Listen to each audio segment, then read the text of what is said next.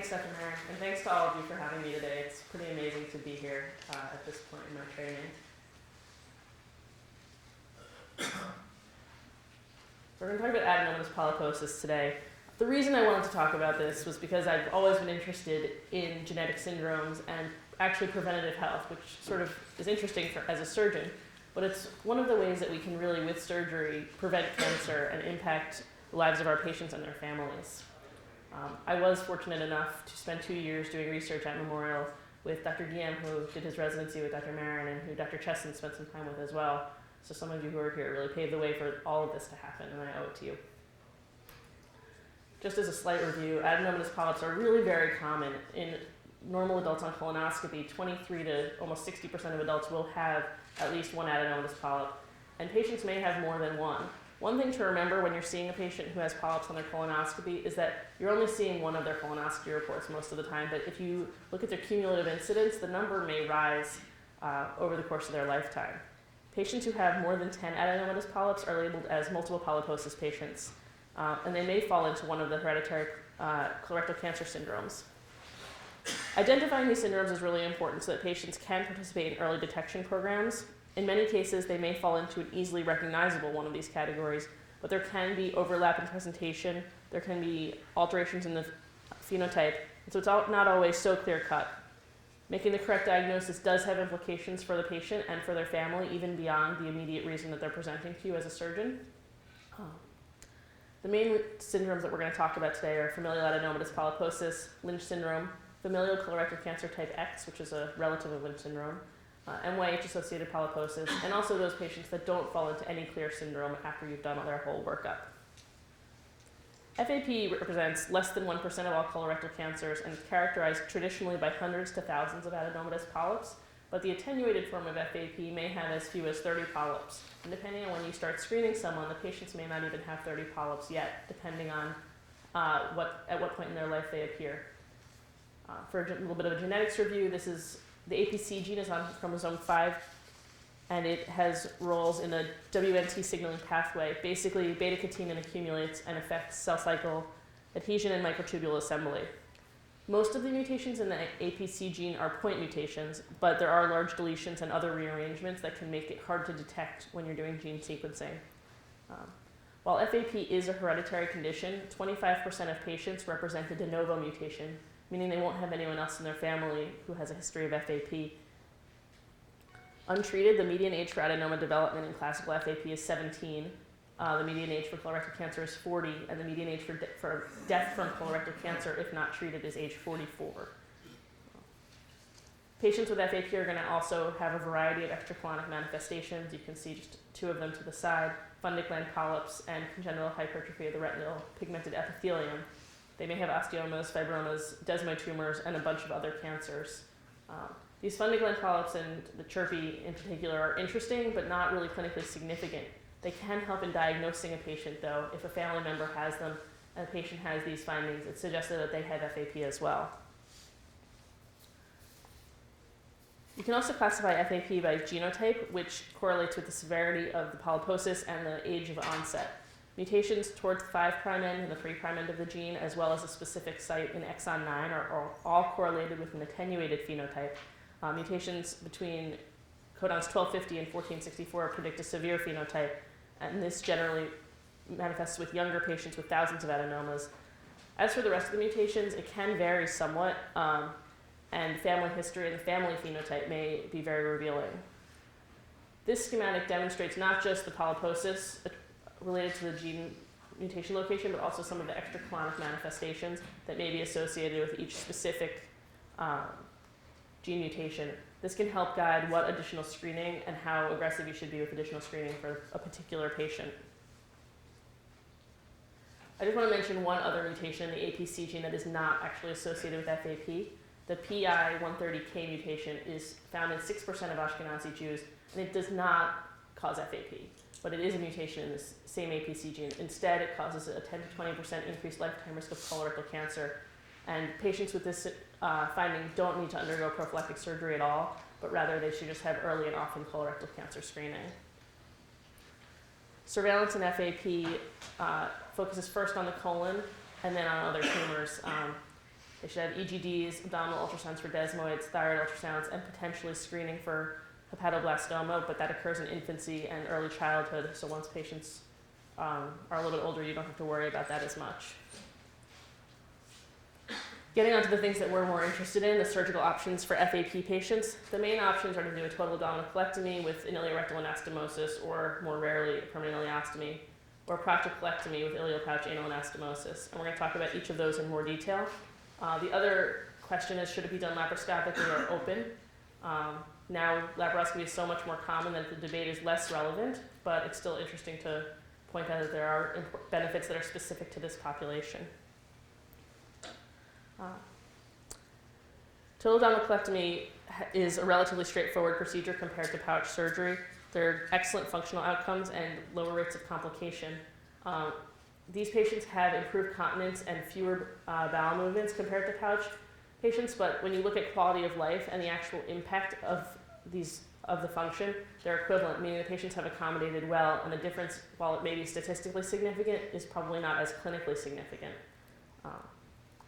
One of the things to remember, though, is that if this surgery is performed and patients don't have a pouch, they're going to have an increased risk of cancer in their rectum or of just polyps, and they need to be carefully surveyed.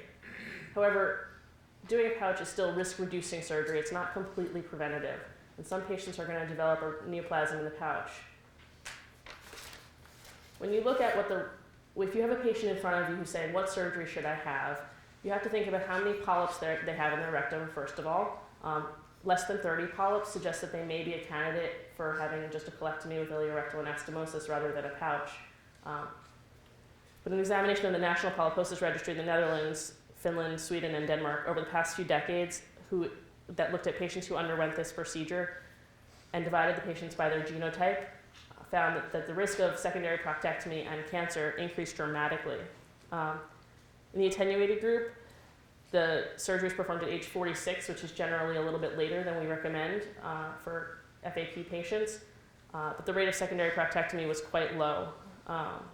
Only one patient in this group went on to develop rectal cancer. Once you got to the intermediate groups, the risk of secondary proctectomy was 39%, and the risk of rectal cancer went up to 9%. In the severe polyposis group, 61% of patients ended up needing a secondary procedure. It was in 53% of those cases, it was done before age 30. So for those patients in particular, you really don't want to do this procedure at all. You really prefer to do a pouch in those patients because the risk is so high that they're going to go on in a relatively short interval to having a secondary procedure. For these patients, pouch is the appropriate surgery, and probably for almost all but the most mild attenuated phenotype. But as I said, pouch is not completely protective either. A large multicenter registry found that the risk of developing an adenoma in the pouch was approximately 42% at 10 years. This underscores the absolute importance of continuing to survey these patients and telling them that their risk is not eliminated by having this surgery. The risk of developing carcinoma in the pouch at 10 years is between 0.5% and 1%. You can see in the charts on the side, the proportion of patients who are free from adenoma is completely different in these two groups. After pouch surgery. The other thing to talk about is whether or not they should have a hand-sewn or a stapled anastomosis. Now, most of the pouches that we do here are for ulcerative colitis, and there are varying opinions as to what's appropriate for them. But for patients who have FAP, there is a tremendous difference, and there's good data about a double staple technique versus a hand-sewn or mucosectomy technique. Most of the carcinomas do occur in the anorectal segment or the anal transition zone. In the St. Mark's registry, the overall rate of neoplasms in the pouch was 37%, but the incidence in the hand-sewn group was 27% compared to 53% in the stapled group, almost double. And the same was found in the Cleveland Clinic registry experience. This evidence shows that there's clear reduction in the incidence of adenomas in the anorectal segment after hand-sewn anastomosis, but that the risk of adenomas and carcinomas are still there. So again, continue to screen the patients. Once patients do develop neoplasms in their pouches, whether it's polyps or cancer, some of it can be managed by endoscopic polypectomy or transanal excision, but patients should be warned that this may require a pouch excision. When planning surgery for FAP, desmoid tumors should really be considered. Some patients do have intra-abdominal desmoids on their original presentation. And this picture shows a desmoid that was found in the first abdominal surgery in a patient, foreshortening the mesentery and making it extremely difficult to make a pouch. But for other patients who don't have desmoids, surgical trauma is the major risk factor. Female gender, a family history of desmoids, meaning the family phenotype, and a mutation at the 3' end of the APC gene should all tip you off that you should be concerned about desmoids even more than the other FAP patients. While the type of surgery, meaning colectomy versus pouch, doesn't seem to influence desmoid tumor development, laparoscopic procedures do have an impact on desmoid tumor development.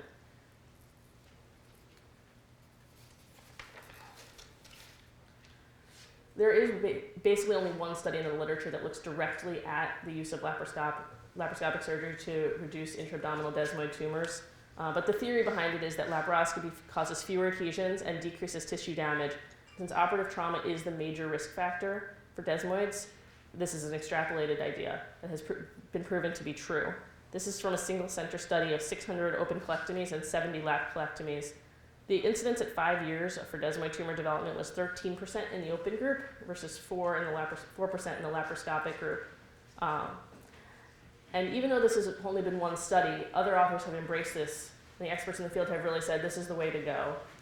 The evidence is so convincing and the theory behind it makes sense. More recently, even though we've known for a long time about the other cancers in FAP patients, thyroid cancer has gotten some additional attention. Looking at a variety of registries, the rate of thyroid cancer appears to be increased in comparison to other patients who don't have FAP. While it was originally thought that only the cribriform morular variant was directly related to FAP, you could actually find an accumulation of beta-catenin in those tumors. It seems that by reviewing registries' data, it's been found that other forms of thyroid cancer are more common as well. In prospective screening programs for some patients, the rate has been as high as 6%. And one of the things that we did at Memorial after looking at the registry experience there was start a prospective screening program referring all patients, and picked up several cancers that were diagnosed before they were clinically suspected in any way. I'm going to move on now to Lynch syndrome.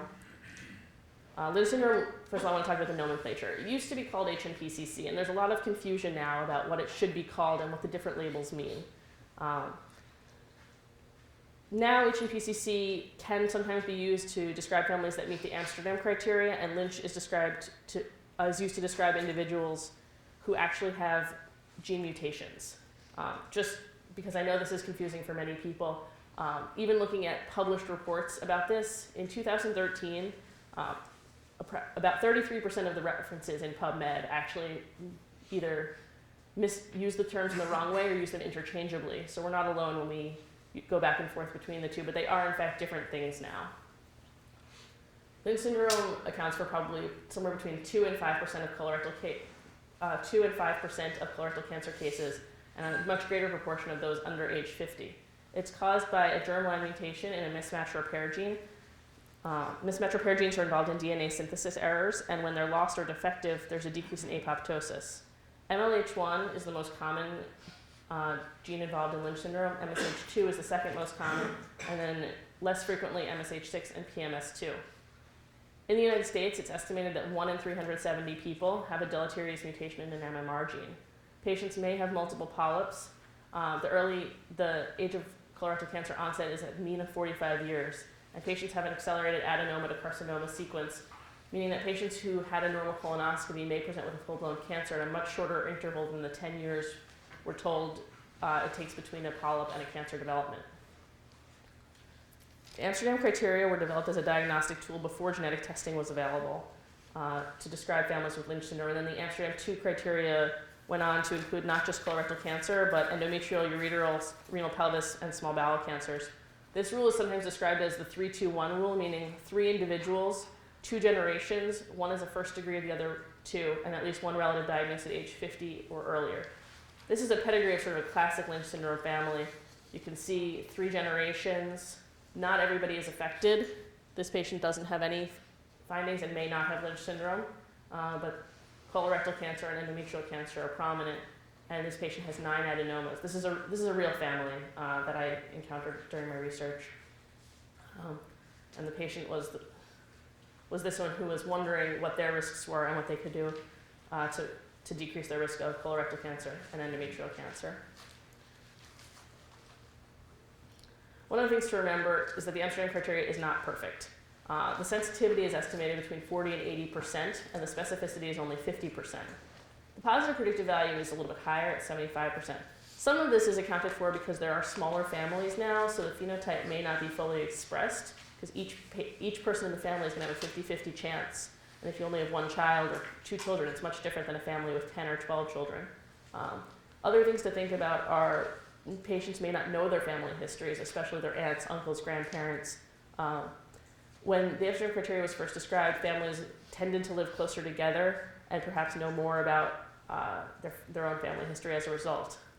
The third thing to remember about family history is that with colonoscopies and with hysterectomies performed more commonly for non-cancerous reasons, things like fibroids and other surveillance, patients may not develop cancer. So they're going to phenotype attenuation. Someone might know if their parent had colorectal cancer, but they might not know if that person had polyps. And once you take away that actual cancer diagnosis, the family may not meet the criteria anymore.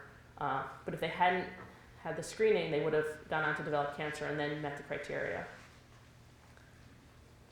Just as a review, there are some classic clinical features associated with Lynch syndrome. As we said, early age of onset.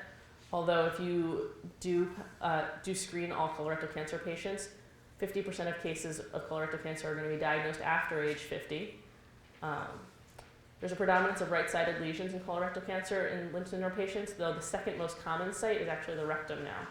As we said, there's a rapid progression of the adenoma to carcinoma sequence.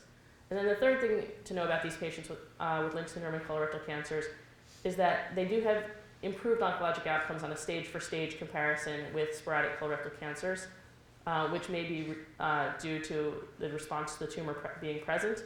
And they have a decreased response to 5-FU-based chemotherapy, although we don't know what the response is to more modern chemotherapies like oxaliplatin and irinotecan. Some of the histologic features you might see in a pathology report are tumor-infiltrating lymphocytes, a Crohn's-like reaction, poor differentiation, and a variety of other features that are traditionally thought to portend a worse prognosis in sporadic colorectal cancer. So if you see some of these things in a pathology report, you may be more concerned about a more aggressive cancer. But in the setting of Lynch syndrome, these things are no longer negative prognostic indicators for the cancer. The cancer risk for Lynch syndrome patients is an 80% lifetime risk of colorectal cancer. In contrast to FAP, where there's a nearly 100% risk of colorectal cancer, not everyone with Lynch syndrome will go on to develop it. For women, there's a 30 to 60% lifetime risk of endometrial cancer, as well as an increased risk of other cancers in the Lynch syndrome spectrum. When you want to diagnose Lynch syndrome, you have a patient in front of you. You basically have 2 options if you have a tumor from them. You can either do microsatellite instability testing or immunohistochemical testing for mismatch repair proteins. If a patient comes to you and they don't have cancer, it's really very difficult to do testing on them. It's better if you can start with the tumor of an affected family member. There's a lot of debate between these 2 methods, and I'm going to talk about the advantages and disadvantages of each one. But there's really very high concordance between the 2 testing methods. So in terms of their ability to diagnose Lynch syndrome, they're both very good. Microsatellites are short repetitive sequences of nucleotides. And when they're unstable, that means there's expansion or contraction of these units because there's been insertions or deletions. Normally, mismatch repair genes correct these errors.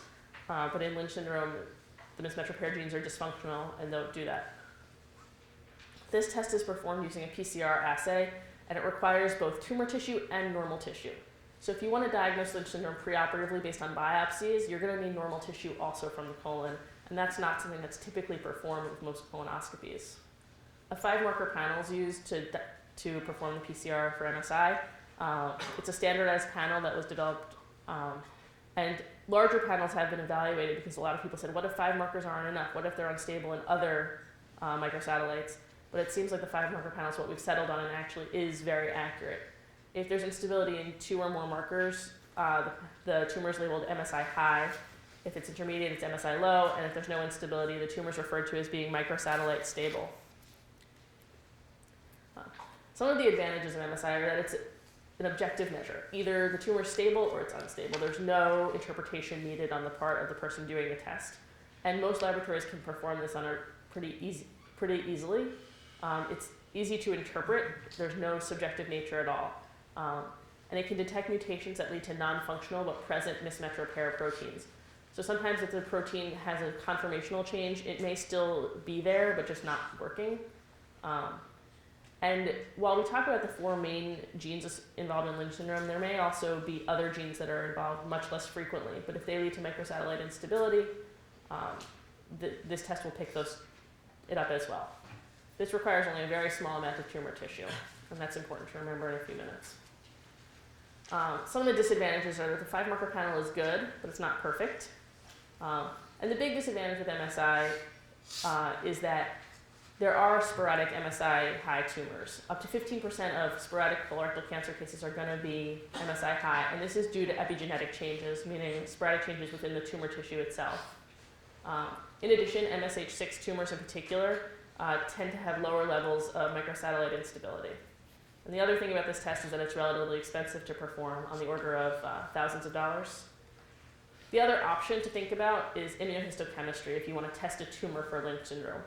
Immunohistochemistry works by staining the tumor tissue for proteins produced by the MMR genes, and it uses antibodies to detect whether the protein is present or it's absent. You can see in this image, samples A and D are deficient in their staining, and samples B and C have the protein present. The reason it's missing in 2 is because mismatch repair genes partner. There's a major partner and a minor partner. So if MLH1 is missing, as it is in this patient's tumor, neither MLH1 nor PMS2 are going to stain. But the reverse is not true. If PMS2 is absent, MLH1 will still stain. And that works as well for MSH2 and MSH6. But you can see there are tiny little bits of staining that are positive in this image. I want you to remember that in a second. This can be performed in any pathology laboratory, whether or not they have the capability for PCR, and it's relatively inexpensive, on the order of hundreds of dollars. Again, it can detect cases missed by MSI testing if the tumor is deficient in the protein, but it hasn't become microsatellite unstable. Furthermore, the results can guide which MMR protein should be evaluated when you pursue germline testing. That's something MSI cannot do. So this can tell you which gene may have the mutation in it. But as we said, one of the advantages of MSI is that not all tumors will actually be MSI high and have protein expression. So this is the reverse. If there's a non-functional protein that's still present, it's going to stain as if it's there. Staining patterns can be a little bit subjective, and you saw in those images a little bit of staining even in the deficient for the deficient proteins. And that requires a little bit of expertise. Obviously here at Mount Sinai that's really not an issue, but in other places it might be an issue if a pathologist is less familiar with GI pathology or less familiar with Lynch syndrome. And again, absent staining is not restricted to Lynch syndrome-associated colorectal cancers. Those same sporadic tumors with epigenetic changes are going to have abnormal staining. So we developed an algorithm for tumor-based testing. There are some people that still start with microsatellite instability for a variety of reasons, and at some institutions it does make more sense to start that way with an objective test that doesn't require any interpretation at all. But if you have the ability to perform IHC first, that's generally an improved way to go about it. If the IHC is normal, the tumor is likely sporadic in terms of Lynch syndrome risk. If the IHC test shows absent staining for MLH1, this is the most common mismatch repair gene that has epigenetic changes. And actually the vast majority of tumors that have absent MLH1 staining are sporadic rather than Lynch syndrome associated. Over half of these sporadic tumors are caused by hypermethylation of the promoter of MLH1. So the tumor acts like it's a Lynch syndrome tumor, but there's no increased risk for other cancers. You can test for this specific mutation. It's the BRAV V600E mutation, and again, it's just a staining test. If the tumor is absent MLH1 and positive for this mutation, this is an epigenetic change. It's a sporadic microsatellite high tumor. But if that's negative, you want to proceed with genetic testing of MLH1. If the staining is absent for any of the other Lynch syndrome-associated gene protein products, you're going to want to proceed with genetic testing. MSH2, MSH6, and PMS2 do not have any other reason to be absent other than Lynch syndrome. So while the staining is not 100% diagnostic because of some of the limitations we discussed, it's a really good suggestion that the patient does in fact have Lynch syndrome, even if for some reason they don't go on to have germline genetic testing. Genetic testing can have more than two results. It's not just a positive or a negative. If the genetic testing is positive, that's straightforward. The patient has Lynch syndrome and should be counseled appropriately and treated appropriately. But not all tests are completely negative either. Sometimes patients have what's called a variant of uncertain significance. And what that usually means is that this variant in the gene hasn't been described before. And while it may be a Lynch syndrome causing mutation, it could also just be a mutation that doesn't have a functional impact and is found incidentally. This happens really in the minority of cases. When you look at predicting the effect of most of these mutations, it seems like they are going to cause Lynch syndrome, and it's just an accumulation of evidence until that variation can be classified as a deleterious one. If the patient does not have Lynch syndrome based on all of this testing and they've gone through the whole thing, other testing should be considered, and we're going to go through a bigger algorithm at the end of all of this to suggest what to do next. So why should we screen? Great, a patient has Lynch syndrome, they've already come to you. Here, most of the time, we don't do all of this staining until after the fact, after the tumor's already been resected and they've already had their surgery. But if you look at screening programs, you can see that we're really able to diagnose Lynch syndrome when it wouldn't otherwise be suspected. In Ohio, the Ohio State program prospectively enrolled all colorectal cancers that were removed over the study period, and they proceeded first with MSI testing. 125 out of 1,000 patients had MSI high tumors, and IHC was concordant with that in most cases. However, as you can see, the vast majority of these were not due to a germline mutation. Only 23 were. So Lynch syndrome was diagnosed in 2% of this population when all cancers were screened. In Auckland, they looked at it in a similar way, but not all patients were referred on for genetic counseling. You can see IHC was absent in 33 of 243 tumors, but only 22 were tested.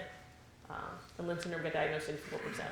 At Memorial, when they started doing this, they looked at just tumors under age 50, not all comers with colorectal cancer. The rate of IHC abnormalities was 19% in the population, and many of the patients went on to have genetic testing. The reasons not all patients with abnormal IHC go on to genetic testing vary somewhat. Probably the most common reason is that the patients are too sick or have really advanced disease and are not able to complete the testing because they die of disease or are too sick. The other things to think about are insurance issues, and then patients' fear of being diagnosed with a genetic syndrome. Some of them just don't want to know and never go on to have testing. In this age-based program, Lynch syndrome was diagnosed in 5% of patients, and an additional 2% were diagnosed with variants of uncertain significance that probably were consistent with Lynch. So you can see that doing this screening program, you're going to diagnose a lot more patients than you would expect if you have only younger patients, just because the denominator is smaller. But it's feasible to do this, and we actually are doing this here at Mount Sinai, and it's now the standard of care to do some sort of screening on all colorectal cancers to evaluate for Lynch syndrome.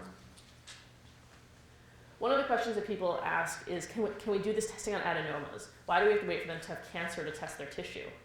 Adenomas get biopsied, they're often very small, and you need to have sufficient tissue in order to do the testing. You need to have four slides, which isn't always possible. Unfortunately, doing the testing on the adenomas is not as good as it is on the cancers. MSI is only 53% sensitive in known Lynch syndrome patients, meaning that even if they definitely have the genetic defect, they're only going to have MSI high polyps in about half of cases. And the reason for that is probably that the tumors, or that the polyps haven't had the development of the microsatellite instability yet. The proteins are functioning, the other proteins are making up the difference. IHC is a little bit better in known Lynch syndrome patients, again, because the gene defect is going to be expressed even if it hasn't become significant yet. But because these aren't perfect in known Lynch syndrome patients, a negative test in a patient whose status is unknown really doesn't tell you anything. They still might have Lynch syndrome. However, a positive test in a patient will be very helpful because you can suspect strongly that they're going to have Lynch based on that alone. So what can we do with testing? If we test them preoperatively, which is really great when we can get it done, The extent of colorectal surgery can be discussed. You can consider a subtotal colectomy at the time of the initial procedure because of the risk of metachronous cancer, which we'll talk about in a minute. For women, you can consider whether or not they should have other procedures at the same time. Many women with Lynch syndrome will undergo hysterectomy and some people oophorectomy if they've already had their children since they're already having abdominal surgery and they want to further reduce their cancer risk. You can have appropriate screening for other malignancies, including upper endoscopy. And there are benefits for at-risk family members. This is really where this is key. If the patient has already had their surgery, why should we bother testing them for Lynch? Let's say it's a woman who's already had a colectomy and her tubes and ovaries and her uterus out. What about her children? What about her siblings? What about her parents in some cases? If we diagnose them postoperatively, we can change the course of their family members' lives. And that's a really exciting thing for me. Now, patients often ask when they're faced with a decision whether they should have a segmental or a total abdominal colectomy, meaning a subtotal, leaving just a part of the rectum and the lower sigmoid colon. The risk of metachronous carcinoma in Lynch syndrome patients is quoted in a huge range in different textbooks, but there are 2 studies that look directly at it more recently in the past 10 years. The risk of metachronous cancer appears to be around 20 to 25%. In patients who've had a segmental resection. I've seen rates as high as 40% quoted in the literature, but these 2 studies don't show that to be true at all. However, in patients who undergo total abdominal colectomies, the rate in one study was 0 and in the other study it was 8. And this accounts mostly for rectal cancers. It makes sense.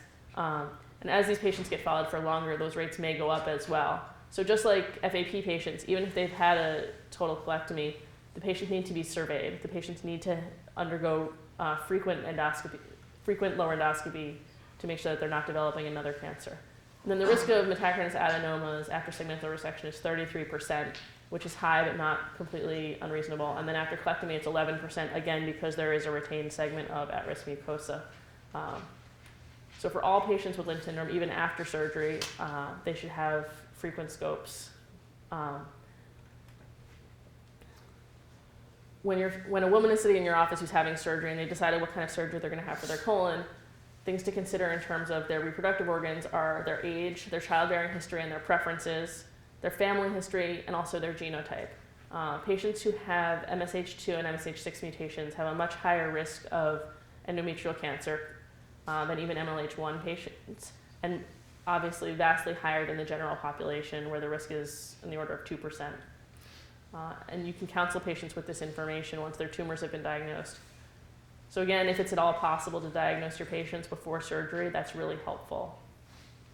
A close relative of Lynch syndrome is what's called FCCX. Patients may have a family phenotype similar to Lynch syndrome, and their family is going to meet the Amsterdam criteria, but they're going to be worked up and not have a detectable mutation. The cancers are more likely to be left-sided, be better differentiated, and microsatellite stable. Their extracolonic tumor spectrum is limited. These patients, if diagnosed preoperatively, don't necessarily need to have the same discussions about the extent of surgery and be screened as aggressively for other organ cancers. MYH-associated polyposis is a more recently described syndrome. I'm going to talk about a little bit. It's not a autosomal recessive gene. Carrier frequency in North America is probably about 2%.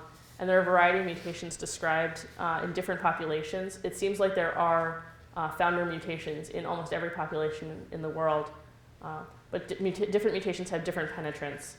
In patients with 10 to 100 polyps, the rate of MYH is probably 26 to 50%, and it's a slightly lower scale, 7 to 29% in patients with 100 to 1,000 polyps, probably because more of those patients have FAP. In MYH-associated polyposis, cancer occurs between the 4th and 7th decades, and the extracolonic tumor spectrum is really not well defined. Testing for MYH should be considered when patients are diagnosed with colorectal cancer at under age 40. They might have 10 or more polyps in the absence of an APC mutation, so you're not going to test for this first. Family history of colorectal cancer is consistent with an autosomal recessive pattern with or without polyps. And as we said, the same thing with Lynch syndrome is true. When there are smaller families, an autosomal recessive disease is not going to be as prominent in the history. So smaller families, less knowledge of family history, and phenotype attenuation are an issue for MYH testing as well. This is just a list of extracolonic manifestations that have been described. For the most part, these tumors have not, it hasn't been worked out whether or not these are incidental, not related to the syndrome, or directly related to MYH-associated polyposis. One of the questions that comes up is patients who come in and say, you know, I was found to have this MYH mutation, but they only have one copy. What does this mean for me? So that's 2% of patients, as we said, in North America, and somewhere between 1.7 to 2.3% of colorectal cancer patients, which reflects that. The odds ratio of colorectal cancer in a carrier of MYH gene alteration is higher, estimated as up to double the regular risk for colorectal cancer, and those patients should obviously be screened more carefully and counseled about their risks.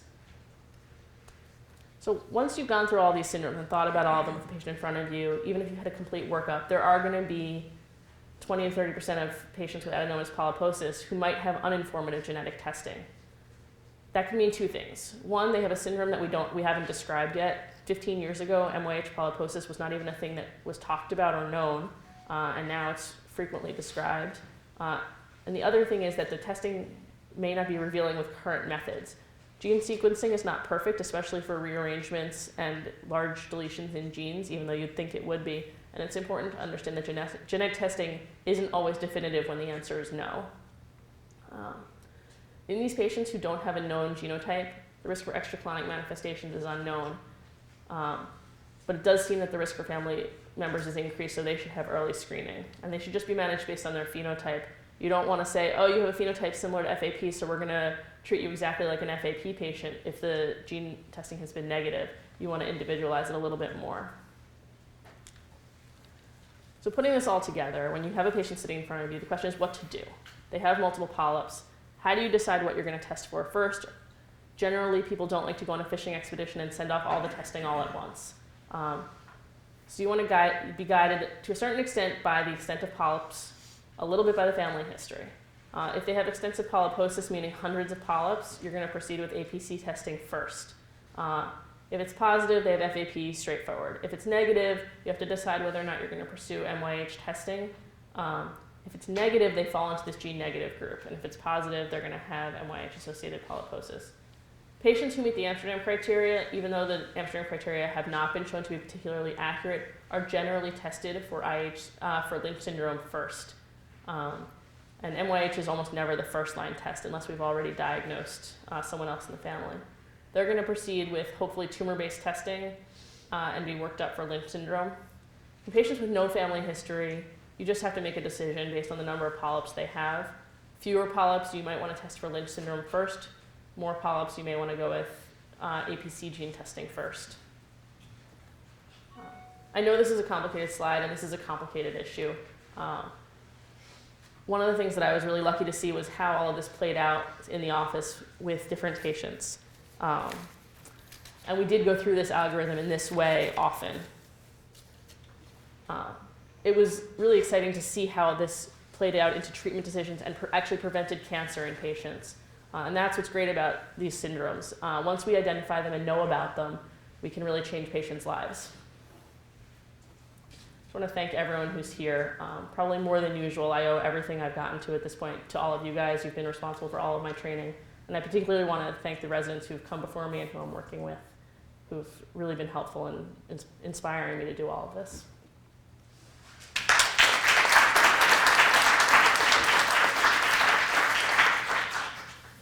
That was terrific. I mean, it's on so many levels. First, just showing